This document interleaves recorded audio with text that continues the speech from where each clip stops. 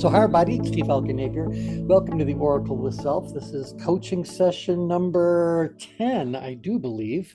Last time around, we took the session to kind of look at something that was going on in the world around us, the collapse of the Silicon Valley Bank. And obviously now it's a week later and a lot of things have gotten more chaotic and some things have settled down a little bit, but I just wanted to use that situation last week as a great example of tension as it plays out in virtually every aspect of our daily lives. It's always around us. And so anytime you'd like to practice your tension management skills, all you really have to do is, open up a newspaper. Do we still do that? Launch a website, whatever.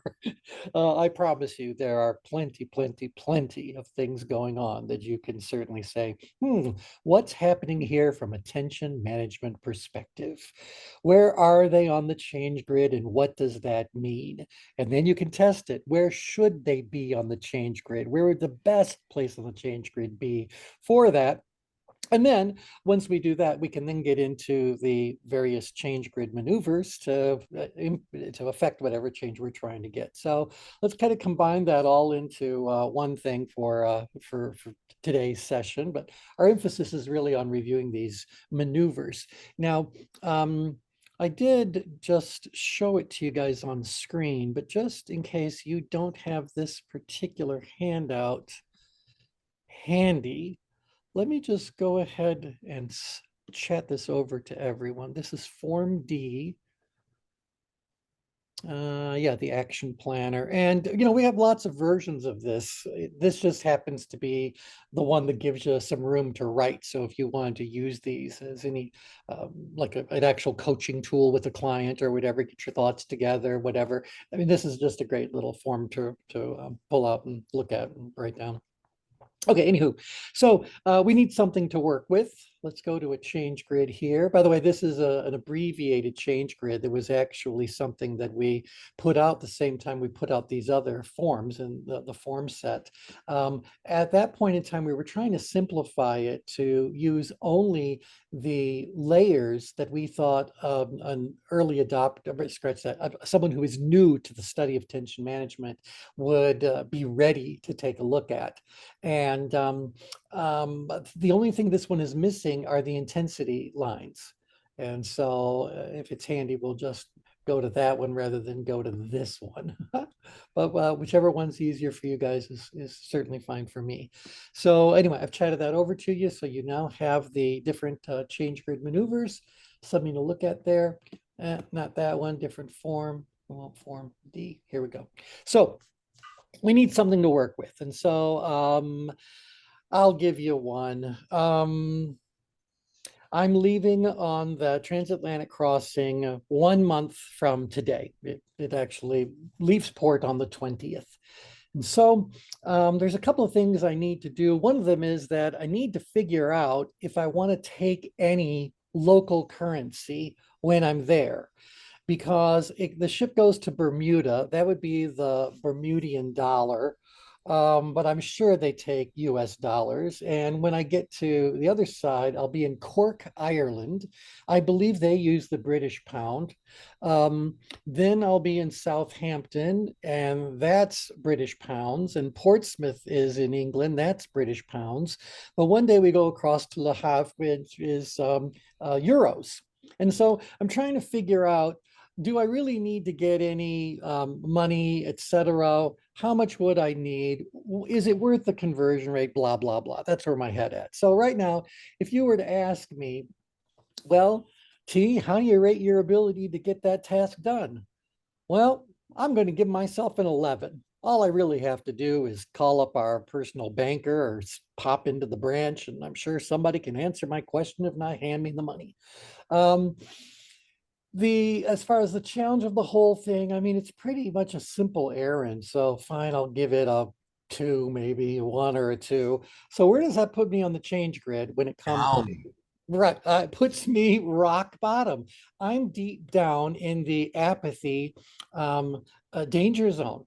So you might forget. I might forget. I might more than likely what the case is that I'm going to postpone it until it gets too close to get the money, in which case I'll say, I'll just use my credit card. I never spend any money on shore. Why would I spend money this time? Of course, we're going to be spending 3 full days in London. So maybe it's good to have some pocket money for tips and things like that. But, anything that's like, a train ticket or a meal, I'll slap on a credit card. So, yeah. Oh, which means I also need to let the bank know that I'm going overseas. Well, my ability to do that is also an 11, and the challenge of doing that is also a 1 or a 2. So I could give you guys a whole laundry list of these kinds of preparing to go on vacation, go on a trip kinds of activities. And I would not be at all surprised to learn that you guys also would rate your ability very high and the challenge very low for a lot of these mundane routine sorts of tasks. Am I correct? Yes, Yes. yes. In But fact, that's because you know about it ahead of time. Yes, because like what if you weren't planning? Kind of like the scenario that you had last time when Linda had to come home and mhm. then you went. That's a different tension perspective, I would imagine. Very Because different now, because you don't have a lot yeah, of warning time or whatever. And so yeah, it's definitely something to be taking a look at. But I'm down in apathy about it. What do you predict will happen if I remain down in apathy about it? If you don't set a deadline or a date certain which you need to have it done by, it'll probably slip by you. That's right. And so it's just going to yeah. stay downgrid. And if worst to worst comes along, I will be at the port getting on the boat and go like, "Ugh, I'll just use my credit card, or I'll convert cash once I get over there. I know they charge you more, blah, blah, blah, blah. The whole rationalization machine is going to begin. And so that's where I'm at. Now, if I wanted to make the absolute best decision and take the absolute best action on that particular situation, where on the change grid should I be in order to really get the job done, get it done well, make it all to my advantage? Where does that happen? Power. In power. Power. Now, anywhere in particular in power, you want to talk about a secondary energy? Do I want to be just any old kind of driver? Or what kind of driver do you think will do the best job of Analytical And driver. analytical. analytical Yeah. driver? Because, I'm looking for a good rate. You got to figure out how much, blah, blah, blah. And so there's a gap. That gap is pretty much it's a gap in, well, no, I don't want to give it away. I'm down here around coordinates 11 and 1, maybe 11 and 2, but this general vicinity. And I need to be right around here, somewhere in this analytical driver area on the change grid. What directions do you need to move me? Up and Up. out. Up and out, up and Hmm. out. Now, if I want to be really precise about the whole thing, the difference between these two has got nothing to do whatsoever with one of my perceptions and everything to do with the other one. So Right. what Still have perception? ability, but the challenge has changed. Yeah, it's all about challenge because obviously my ability is just fine. It's kind of right where I'd want it to be to get that kind of task done. And, quite honestly, what is the real task? It's like go to the bank and talk to somebody. It's a what? So you get the idea. Ability is high. That's not something I can really change. What I need to do is focus on the gap in challenge. Now, David's already said a couple of things that are getting us in the direction that we're going, but I need to move up grid and out grid. So let's take a look at the change grid maneuvers and see what we can look at to do this. So upgrid maneuvers: increase standards, change task, awaken emotions, and boost accountability. So now, when David said you got to get a deadline, which of these four upgrade maneuvers would that fall into the category of? Accountability. Accountability. Boosting accountability. Yeah. And that might be all that it takes. It's kind of like, tell me when you're going to go and do it. Just tell me when. all right, I'm going to check on you. So, this is like pestering a friend or a family member to get these kinds of things done. Write it down, go in the errands. Is the bank open now? Go. So, you could accomplish this whole thing with simply boosting accountability. But if for no other reason than exercising our abilities, is there a way we could go about increasing the standards around this particular subject of currency conversion that would move someone up grid? Make more specific choices about what you want. All right. And so so the standards um, might really be more about what? I don't want to throw a word in. So, Amounts or for each location, an average amount. Just put more specifics around it. okay, Like how great. much you're going to spend, that kind of thing. Well, yeah, figure out what I'm going to spend. Also, increased standards could be what am I spending in order to get this money converted? So you guys know there's always a conversion Hmm. rate. Well, who gives you the most up-to-date conversion rate? Is it the bank? Is it one of these currency conversion booths at the airport? I would think not. And No, then above and beyond how the game they might play with the conversion rate itself or the current rate itself, are they charging a fee for having this transaction happen? Is it a percentage? Is it just a flat rate? I mean, is there a fee for all that? So I could say a couple of standards would be, I want to get the highest possible exchange rate with little or no fee whatsoever. You know, So so see, I'm thinking that it's probably a combination of quantifiable and qualitative standards. That tell us could be, about tell us about the qualitative part. well, certainly on the service side, and whatever the metrics are that are used to measure service and customer experience, Mhm. you could adjust those uh, to move someone up and out. Okay, and so what I'm hearing you say, or what that triggered for me was that when it comes to customer standards or customer service standards, customer interaction, ease of a transaction, something like that, is that going to be easier if I do that stateside or easier if I do it elsewhere?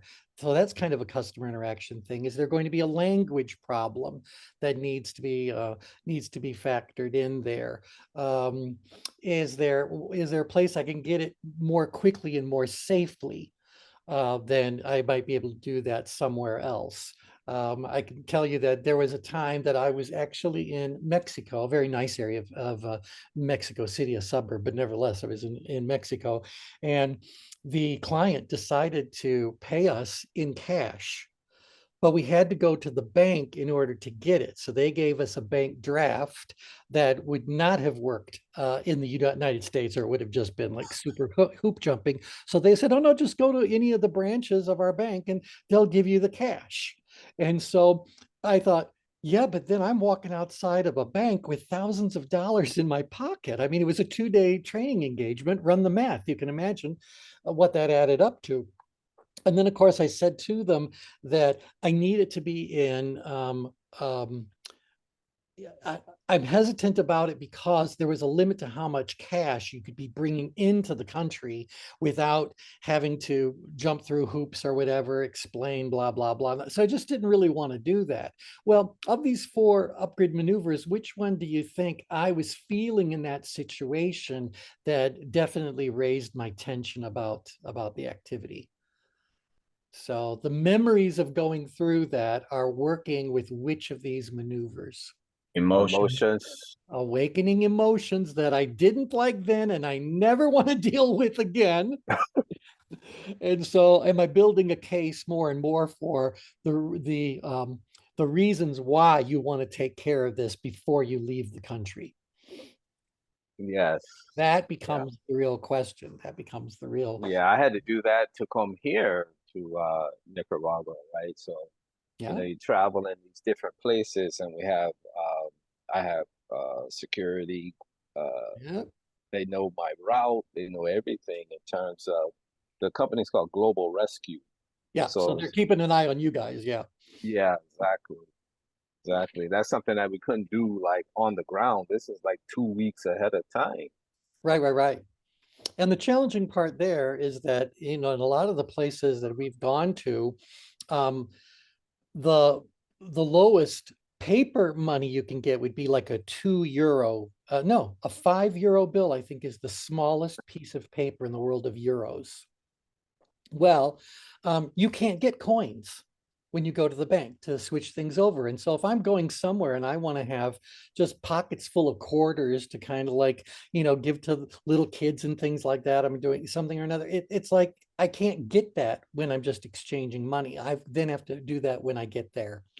So anywho, it's just basically demonstrating that there are a lot of sources of potential tension in that situation. The only one we didn't talk about was changing the task.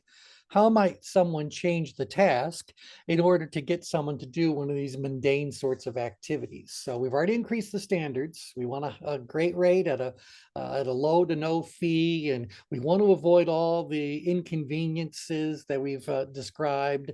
Some in terms of customer service standards, some in terms of just dealing with situations that are out of our norm or uncomfortable, boosting accountability, get it done, the ship is sailing. The only one we didn't talk about was change task. Can you think of any way we might be able to change this task in some slight or profound way that would result in my level of tension going up? I would say change the breadth and depth of the task. Okay. You mean if the task involves other team members, you could increase that, or if it doesn't, you could then include a responsibility for the management and just the interaction with other members with regard to that task. Or You That's can right. delegate. So I'm Mhm. modifying in some way. Oh, I could change the task by delegating it that way. That's a different activity. I I really hadn't thought about that, but no, this one's on my shoulders. So, oh well, but yeah, absolutely. You could delegate it to Tim's point. You could add something to it. You could put in a new responsibility. You could take resources away from the task or give more resources to the task. So all those things are different ways of changing the task.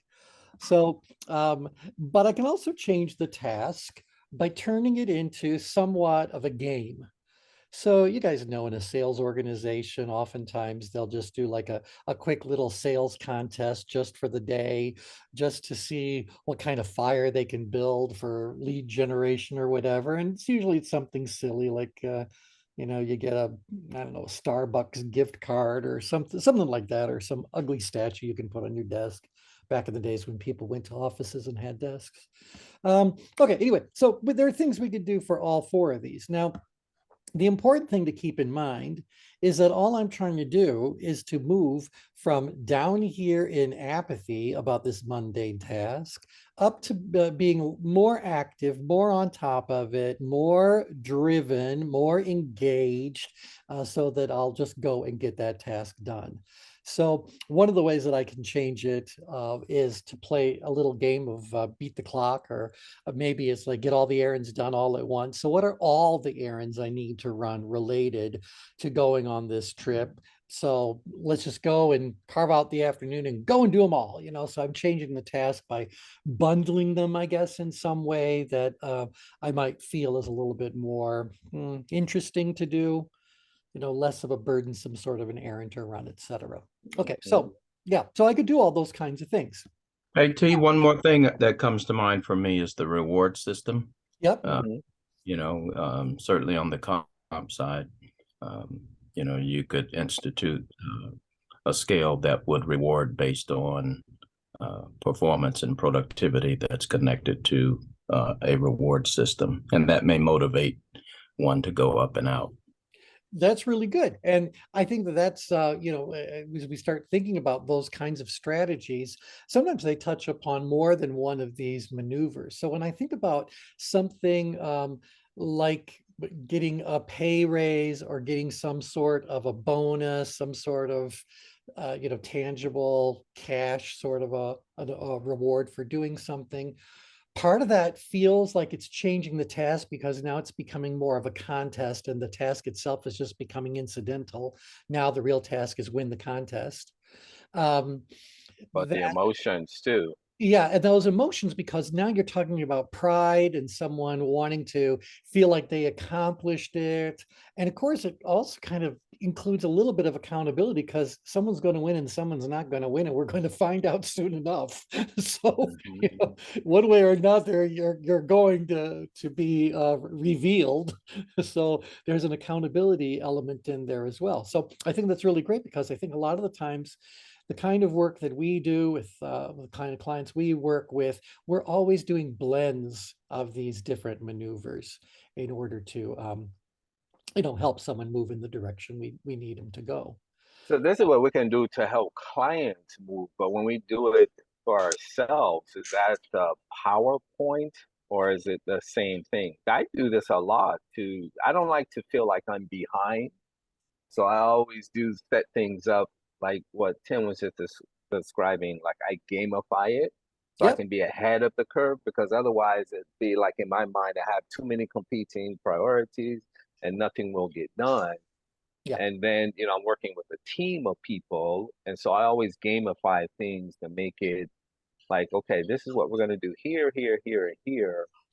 And this is incentivized to do it like this so that we don't have to feel like we're coming from behind kind of a thing. Right. Well, let's take a look at that and see how that fits. You know, it, hmm, I guess I got a lot of thoughts around that. I think first of all is it something transactional or transformational? When it Mm. is a task that is purely transactional, go and get the money converted. I don't know that I have a reason to move to the center of the change grid before I move out grid. Oh, If okay. from an efficiency perspective, it's better that I move along this diagonal than it is to go straight up grid and then out grid to whatever, kind of thing. Conceptually, I know you'd still blend them all together. But if it was transformational, something that is supposed to be developmental by its nature, help you in those kinds of ways to become a better version of you, I may very well say, well, the first thing we're always going to do in any kind of those transformational sorts of things is move someone to a centered place. Mhm. And it may very well be because at the heart of self-improvement, self-development is this self-word. So you need to be able to do it yourself for yourself. You need to come at it from whatever angle you need to come at it from. You need, I can keep harping about it, but that's the oracle of the self.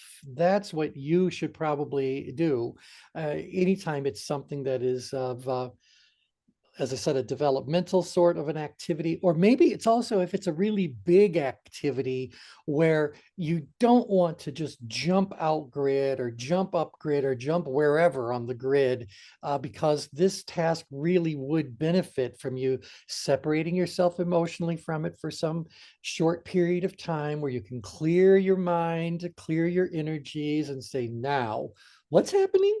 And what do I really need to do? So I would say to you that under those two circumstances, I may very well want to move the person to the center, PowerPoint first, using their individualized PowerPoint maneuvers. In the case of a little transactional thing, though, or in the case when we're being hired by a client to just say, um, this is what their job is. They agreed to do it. They've been hired to do it. Can't I expect a certain level of performance just because that's what they agreed to do? Some of these things can really just be more transactional. Got it. And that's where you just go like, okay, look, we don't need to use this boredom associated with mundane activities. That doesn't necessarily need to become a developmental experience, or I don't have the time or the energy, the bandwidth to do that right now. I just need to go and take care of the errand. Okay, fine. Then maybe we'll just choose one of these strict upgrade maneuvers or some combination of them. Right. So Does to it make move them to the power if in that kind of scenario, that would become like the analysis paralysis kind of situation. Well, it Like, could, look, we've got so many different tools in our quivers, so many arrows in our quiver. Let's not mix our metaphors too much. But it really is just about, I think, we talked about the 3 E's. So is something effective? Is it efficient? Is it elegant? Well, I can get you from where you are on the change grid to where I want you to be on the change grid in any different set of ways of doing things. There's lots of effective ways. So, for example, I could have, again, I'm starting down here in power in the danger zone of apathy. Well, if you did all of these upgrid maneuvers and you did them with intensity, I know I'm flipping back and forth, but you really increase the standards, change the task, awaken that emotions, boost that accountability, all those things that come along with it, you could very easily move me way up into stress real quickly. And then you could move me down grid to where you really want me to be.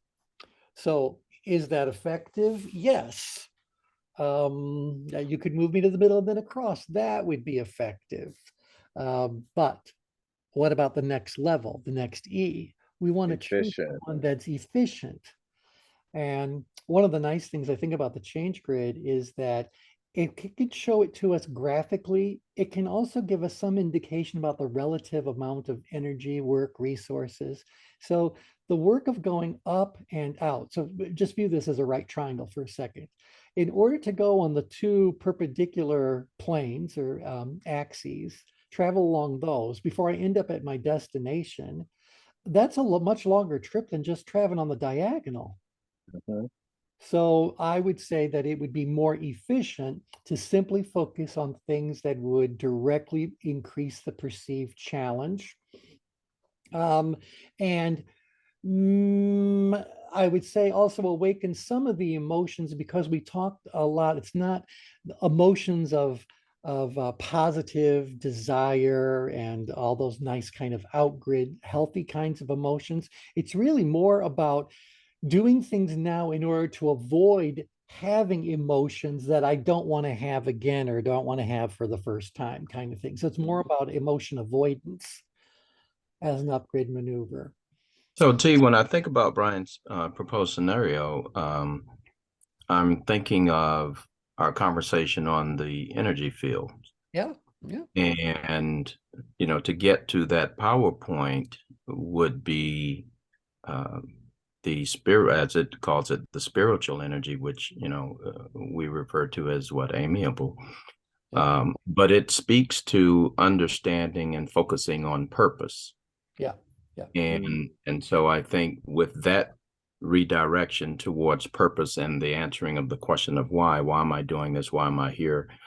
Scenario, you have the opportunity to move someone upgrid towards the PowerPoint. And then you can move out grid from there, but getting them to focus on understanding and recalling why they got engaged in the first place. Right. I'm glad you brought that up, because said in order to move someone from here to here, in order to travel on that diagonal, I can't do. Am I going to go? I'll give you 2 choices. Am I going to wiggle my way up there by going upgrid maneuver, outgrid maneuver, upgrid maneuver, outgrid maneuver, upgrid maneuver, outgrid maneuver? Or am I going to go, what blend of upgrid and outgrid maneuver is working in harmony or in succession with one another, perhaps coincidentally with concurrently with one another? What would that be? So I can move you upgrid with the upgrade maneuvers, but I can't move you both up and out with just the upgrade maneuvers. So let's take a look at the outgrid maneuvers, and then you guys can then tell me what ratio, what dose, what combination you might want to throw out there.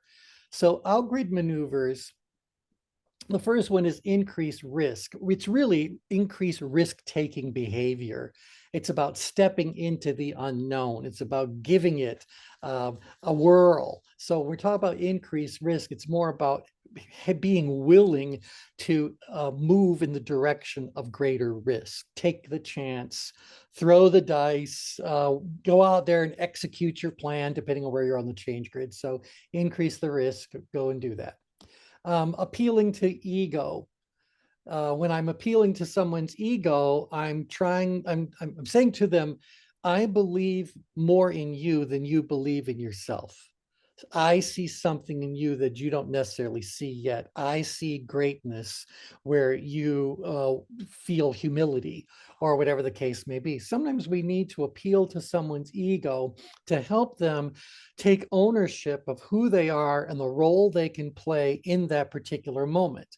Now, again, if they're in the outgrid danger zone, does anybody need to be stroking someone's ego that's in the outgrid danger zone? No, No. no. But if I'm just trying to move you, and again, keep in mind, if all I'm going to do is think about upgrid maneuvers, I'm only here in the middle of the change grid at best. That's the closest you can give me. Well, maybe here. We'd have to fuss with it. But in my head wants to go diagonal anyway. So it's not like you've got a whole lot of ego already happening if you're in the center of the change grid, because in the center of the change grid, you've kind of shed those things. You've kind of cast off this again, because you have you're practicing that art of caring detachment. You are hovering above the situation, not in that situation. I got to get you back in your body. I got to get you to have a little bit of ego, to feel something about yourself and about what you're doing. And so that's another reason why I may very well want to avoid this area of the change grid, because now I've got to change things, and that just feels disruptive in addition to being inefficient, even though we would get there sooner or later. Okay, thoughts about that, or interrupt me or whatever. But that's what you mean by increased risk, appeal to ego. What else? No one add anything there?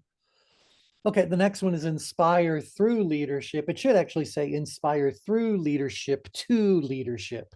So we want to basically awaken in everyone the leader that's already within them, so that they can step into that role, exercise that role, and then function in that role more easily, perhaps more readily, earlier, the next time a similar situation sorts of arises. So I want to inspire you through my leadership to find that leadership inside of yourself. And if you're applying these as oracle of the self, you're doing this for yourself, then you can certainly just go through the step and say, what message would I be giving myself if I was the leader that I respond to most? So still, what would you say? How would you awaken that leadership within? And then the last one there is providing coaching. Specifically, it's performance coaching.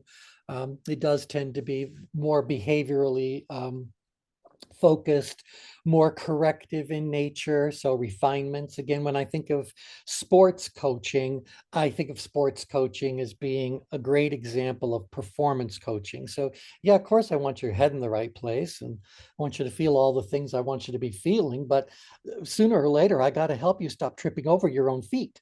And so we got some practical issues. Yes. What would you say this is? T, you remember the last time you traveled like this and you went and got your situation handled beforehand?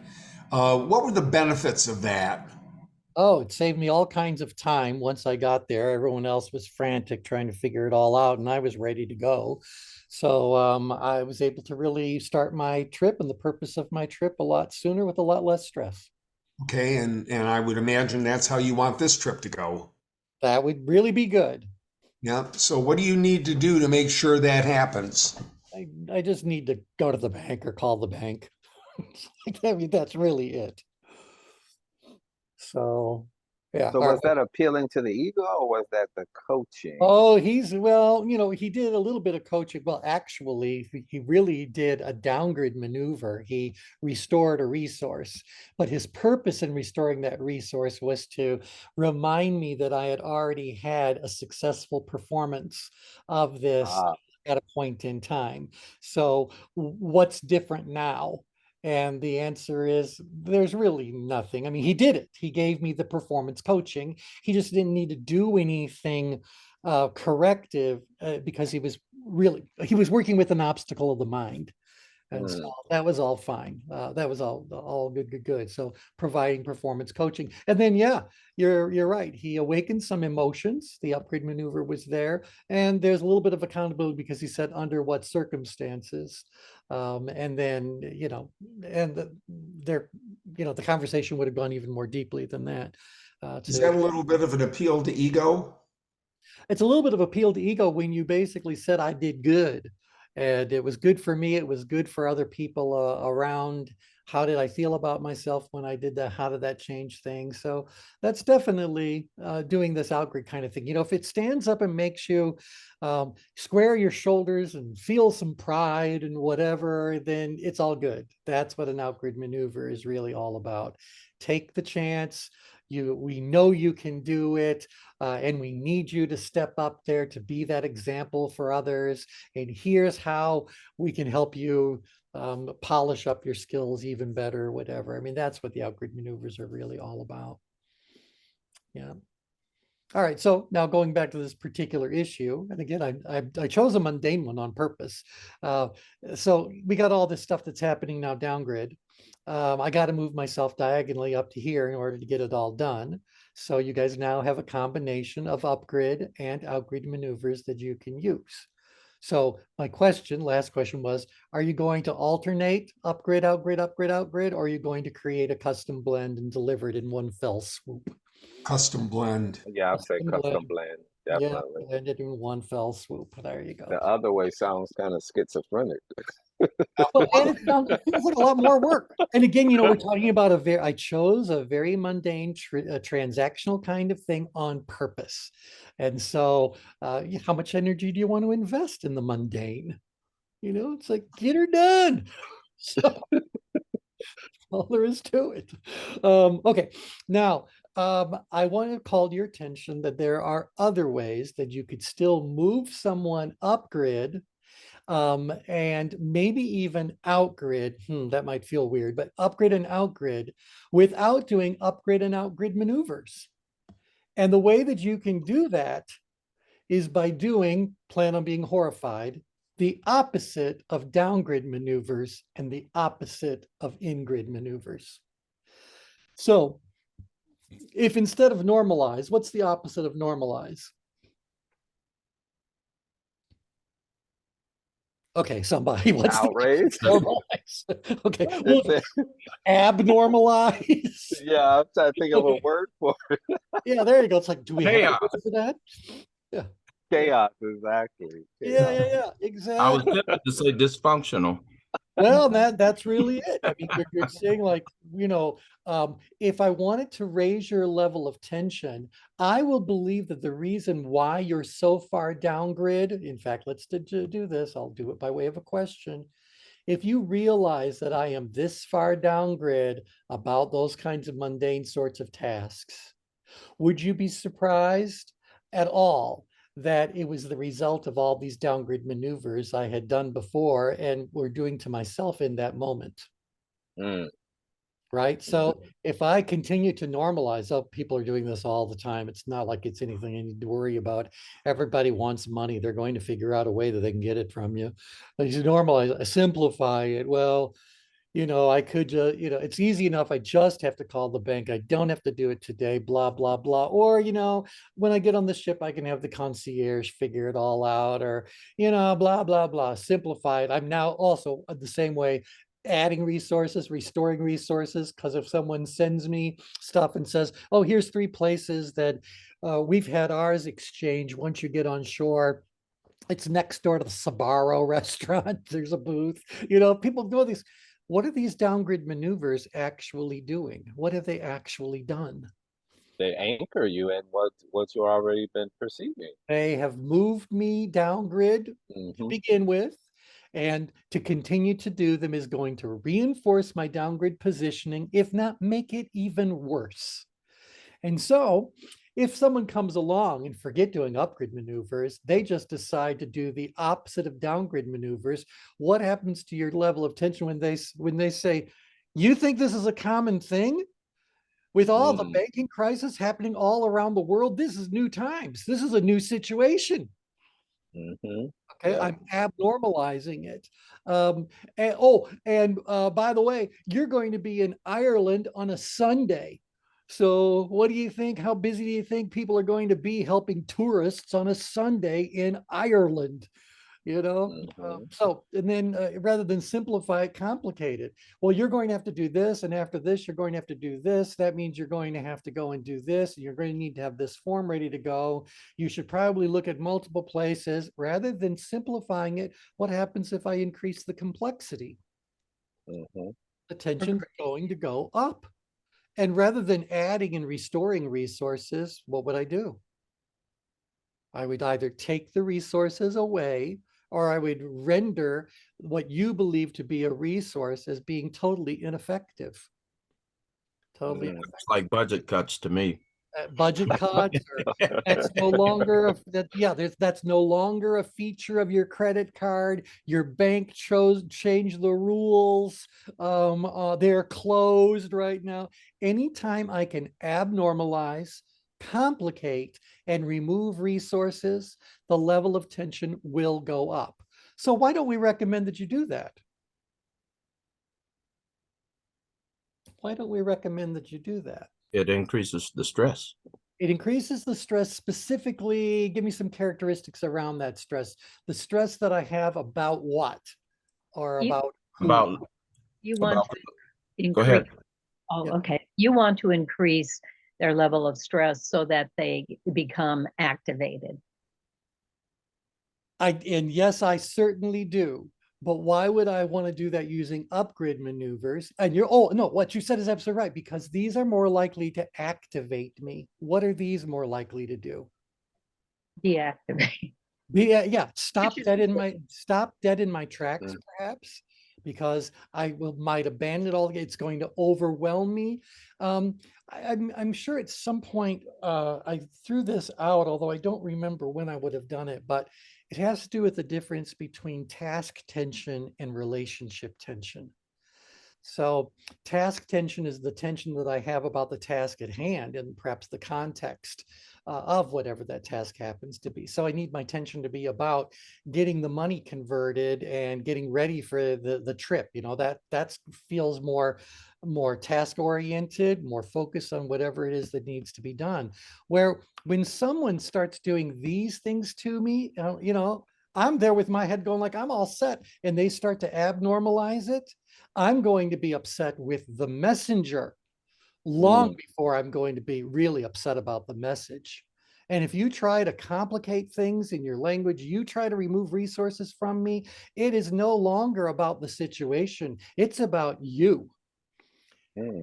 And so we say that these are unkind things to do. They may very well be effective, but at what cost? So it's not going to be efficient. Using these is going to create a mess that has to get cleaned up. And so moving this out of the little situation that I've described for our little exercise here, instead, what if I said that a company is trying to increase its bottom line? And so what they've decided to do is they need to increase the amount of work expected from each employee.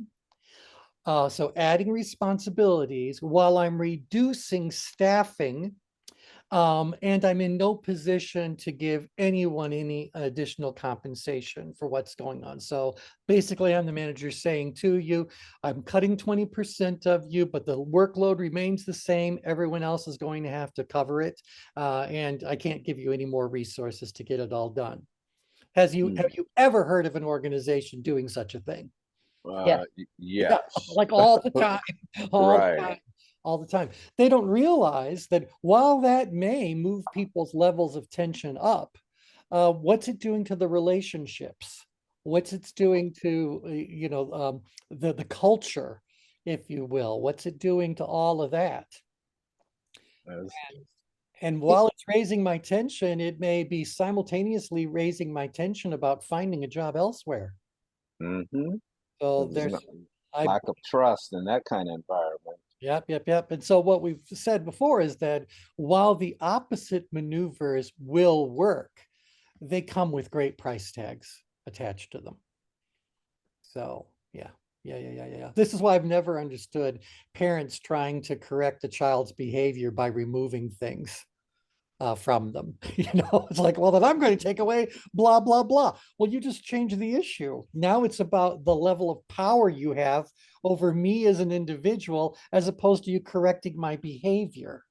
So if the only Wow. reason why I correct my behavior is because you took away my phone, did I really correct my behavior? Or did I just No. get clever enough? So, Right. so I think a lot of the stuff that parents believe works, they don't work at all. And if they do work, they work with a tremendous price tag. And I would wonder how effective they really are at changing behavior to begin with. They did a lot of that in school, I remember. Of course. Right. Uh, Right.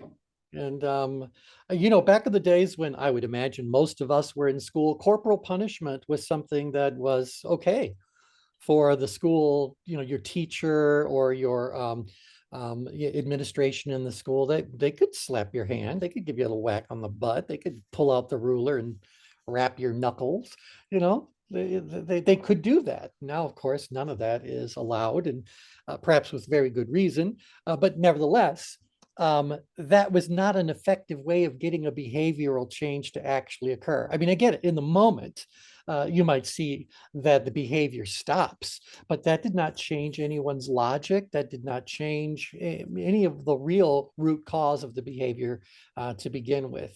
And so if you're going to try to control behavior through policing and punishment, you're going to have to keep controlling that same behavior through increased policing and increased punishment. Well, T, I'm an example of that because I took my daughter's car keys away when she was in high school, but it only increased my stress level because that meant then that I had to take her to school. Yeah, there you go. So needless to say, that got restored quickly. Yeah. And so, and I get it. Where is it coming from, by the way? Where do those decisions come from? And Tim, you can step into the confessional. That situation that led to him deciding to take the keys away, Tim was probably moved quite significantly upgrid. And as we become more and more upgrid, we run the risk. Let's look at form D so you can see what's really going on here. Where did I put it? Form A, Form B, Form C, Form D. Where's my, good grief, I don't even have it. I don't have my cheat sheet. It doesn't matter. We know that someone becomes more reactive as their level of tension goes up. So we know logic gets set aside. The emotion starts to rule. The emotions are going to be anger, grief, fear, or shame. So Tim, did you take the keys away because she did something that angered you, something that frightened you? Angered.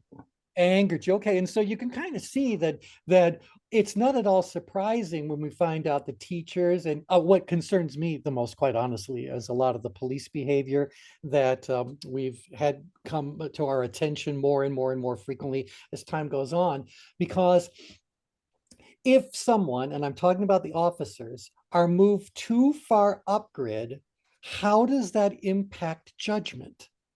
So I'm not casting any kind of blame, guilt, or whatever. I'm saying when you look at that kind of situation from a tension management perspective, it becomes very, very clear that if someone is already very far upgrid, then they're going to behave in the ways that people that are very far upgrid behave. Now, if they learned how to, instead of de-escalating situations, they would learn how to de-escalate themselves, then maybe they would no longer be so far upgrid. They'd be closer to power or whatever, where they would do things that are, correct and reasonable and not reactive, but proactive, thoughtful, diplomatic, all those kinds of things. And again, I believe, like all professions, there's always a handful of bad ones that cast a negative light on the sweeping majority of good ones that are out there. But you keep seeing the same sorts of reports and messages and situations. How long before we're going to do what we talked about last time around? We're going to be moved upgrade vicariously, as we start to think about and feel what individuals in those situations must be feeling. And of course, if we're not in that situation, we have no real ability to do that accurately. So it's all going to be more based on just our emotional response to it instead of a logical assessment to it. And then the crowd is going to start to support that, and the repeat exposure. And all of a sudden, we've got a whole bunch of people who are completely and totally convinced that this situation is rampant, and everybody, they'll start doing all those those behaviors that indicate a lack of resilience. That's why I think this kind of training um, is needed in high performing kinds of professions like that. Like I think about nurse burnout, physician burnout. You need to Yep. train. They should be trained like professional athletes. Like you have a genuine professional development program that teaches you how to not just survive, but how do you thrive? Like, what's your recovery strategy in this chaotic environment? Yep. Yep. They Yep. Yep. don't teach that kind of thing. You know, I remember going through medical training in emergency department. I like that, but you have some significant highs and then it just goes down low and then it can ramp up, you know, a gunshot accident or something where you're on this high alert, you know, in the ETA for the trauma is like 2 minutes, everyone's scrambling. That takes a lot of energy out of you, and to be Well, able of to course it does. calm down out of that, you Right. know, and then the surgeon he's on call, the trauma surgeon, and everyone's trying to resuscitate. And he said, okay, you can't crowd me. I can't do what I need to do. You know, he just Yeah. says it like that. I'm like, what? Yeah, and that's the whole issue. These are all upgrade behaviors that I would tell you are normal, predictable behaviors we would expect to encounter when someone's level of productive tension is this far upgrade. So I don't need to feel anything about that. It just, that's what happens. If you're here on Mm-hmm. the change grid, then this stuff all comes along. And by the way, the worst case scenario, I think, but going back to what Brian said, there are a lot of high stress positions out there. So yeah, I do believe that although it shouldn't be teachers, I know it's teachers are in Exactly. the high stress thing. I know that certainly anyone in law enforcement, anyone in the military, I know the air traffic controllers and all that sort of stuff. These are very, very high stress positions. If they're not being trained how to detect and correct whatever's going on with their own level of tension before they attempt to manage somebody else's level of tension, then we cannot be surprised that we encounter these sorts of behaviors out there. Now, to make the situation even worse, if someone gets moved far enough upgrid that they enter the danger zone, you must remember that the 4 danger zones are physically adjacent to one another. And so that person who has been moved very far upgrid can respond with very far outgrid behaviors. And Mm-hmm. so this is where that idea about having the authority, that authority can be used as a weapon.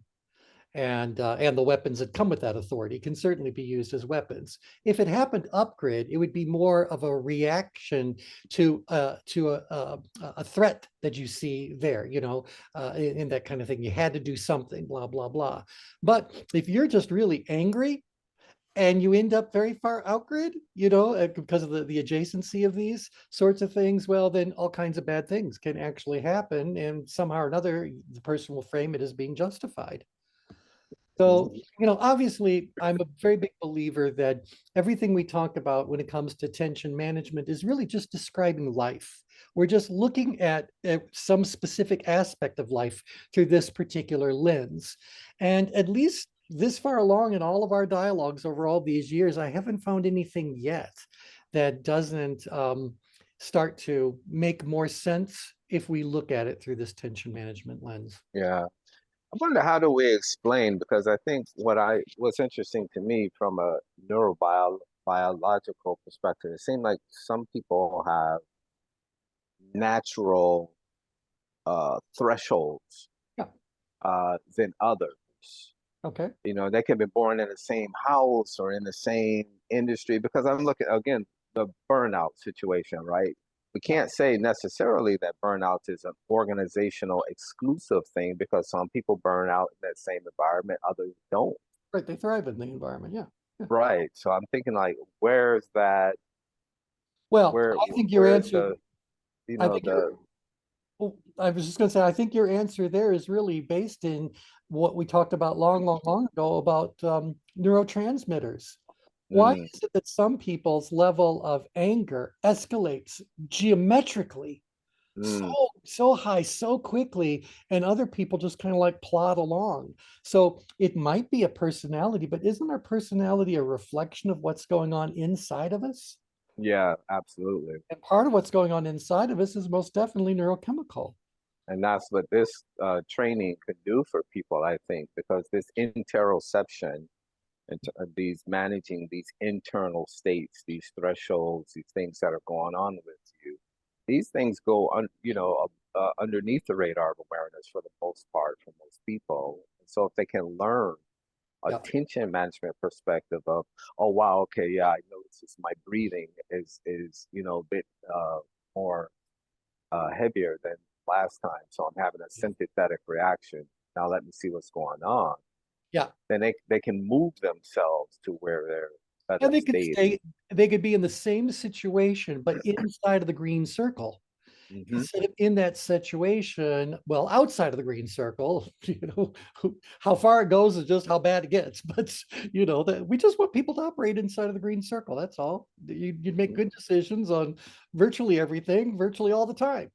But that's something we have to train ourselves to be able to get there and to do the work that needs to be done there to do it well. And the other thing is we're surrounded by other people with their own agendas who really don't want us to be there, because we are very difficult to manipulate, if not impossible to manipulate, if we're at the exact center of the change grid. So we're not Yeah. susceptible to their pressures or their emotional reactions or whatever. So yeah, so this is the best place to be, and that's why no one wants us to be there.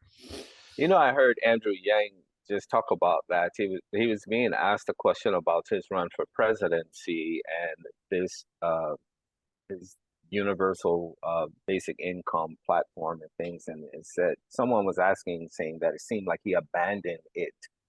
And he says, no, I'm trying to move forward. That's the name Yeah, of this third party or something that he wants to create. sure. But he said a very interesting thing in that, in his mind, there's an incentive for things not being addressed when he's talking about these kind of behaviors that we're seeing now. Mhm. Um, you know, not just politically, but some of the things that are happening on the local level. So these things aren't being addressed for a reason, Yep. so that we can keep us where we are. I thought Right, that was a because very interesting thing. I never thought it's a about very that. it's a very interesting thing because it goes back to that whole spiral dynamics thing, this whole idea that inside of any kind of an organization, inside of a relationship, whatever, there's always going to be transformational forces in play and transactional. So someone's trying to expand and grow while someone else is trying to contain and manage. And Mm, that balance, that harmony is very important, but it can't be absolutely equal. Otherwise, you would stay exactly where you are indefinitely. Little by little, the expansion has to be allowed to push the boundaries a little bit. Yes, in a manageable kind of way. Yes, in a logical kind of way. It's when the expansion feels like it's too much, too fast, too disruptive, too whatever, that suddenly people are going to clamp back hard. But we know that progress is going to occur. Evolution is going to happen. So sooner or later, those forces of transformation are going to become greater than the forces of transaction or forces of containment, management, etc. Do you guys agree with that? Does that make sense, or am I just making stuff up? No, that's a true statement. I worked with the vice president of a company that had just moved there, and he was very transformational, very much of empowerment, versus the fellow before was very much you do it my way or the highway.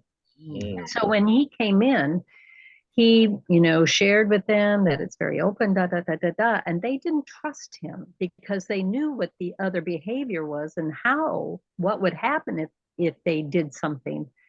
And because he was so open, he said he it didn't work. So he had to go back and almost be like those other people, that previous supervisor, Mhm. to get them to trust him so that he could move them into more empowerment. Very good. You know, it's what, Mm. isn't it what coaches are always saying? You got to meet the client where they are. That new leader has to meet the employees where the employees are. And sadly, that's meeting them in the, I'll use the word abuse because I can't come up with another one at the moment, but in this, they're used to being abused. Don't abuse them, but meet them where they are. Recognize that's what they've been experiencing. So make slight changes, subtle changes over a longer period of time. Slow and steady wins the race. So like what T was just describing, that would be kind of like a Trojan horse. Like there, you have an agenda in terms of transformation, but you're acting transactional, Yes. right? Yeah, Okay, right. got it. Well, Okay. and again, you know, it's this whole idea about oh, this is a terrible metaphor, but I think it describes it pretty well. If you go into the Humane Society and you are adopting a dog and you find out that the dog had been mistreated, you don't expect that dog to instantly change and trust because it's put into a loving household.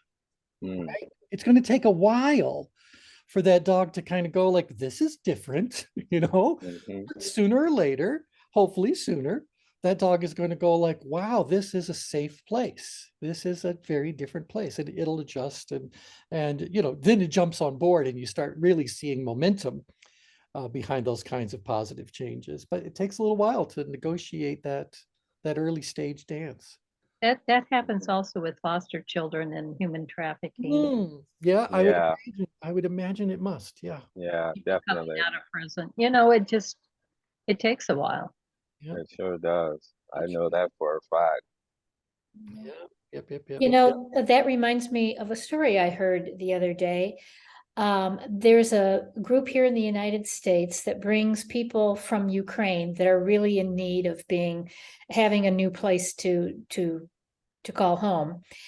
And what they found was that the people didn't trust them because they thought they were trafficking them, or they thought that they had all these preconceived notions. They had to send a team in that would spend time with all these people and get to know them and build trust. And then they were able to bring them to the United States and help them.